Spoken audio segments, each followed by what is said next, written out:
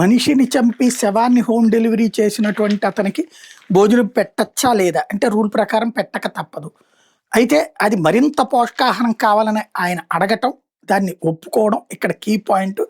ఉదయం ఇడ్లీ, చట్నీ, పాలు, గుడ్డు, మధ్యాహ్నం అన్నం 600 గ్రాములు, కూర, పప్పు, మజ్జిగ, గుడ్డు, అరటిపండు.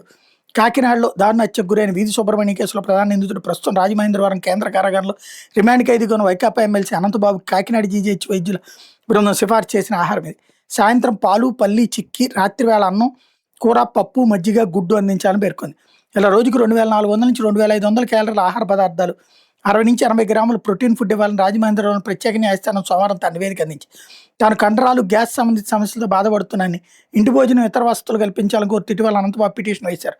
వైద్య పరీక్షల అనంతరం అతనికి ఏ సదుపాయాలు కల్పించాలని నివేదించాలని ప్రత్యేక న్యాయస్థానం జీజీహెచ్ కోరింది. మేరకు Kakinada GGH superintendent doctor S Lavanya Kumar న్యాయస్థానానికి నివేదిక ఇచ్చారు. అనంతబాబుకు పరుపు, పిల్లో కూడా ఇవ్వచ్చని అందులో సూచించారు. వైద్యులు ఇచ్చిన సూచనలు జైల్లో అమలుకు ఉన్న సాధ్యాసాధ్యాల మీద మంగళవారం నాటికి నివేదిక ఇవ్వాలని జైలు పర్యవేక్షణాధికారికి జిల్లా ప్రధాన న్యాయమూర్తి గంధం సునీత్ ఆదేశించారు. మరోపక్క హత్య కేసు సాక్షులను బెదిరించిన కేసులు అనంతబాబు వేసిన బెయిల్ పిటిషన్ మీద మంగళవారం తీర్పు వెళ్లే అవకాశం ఉంది.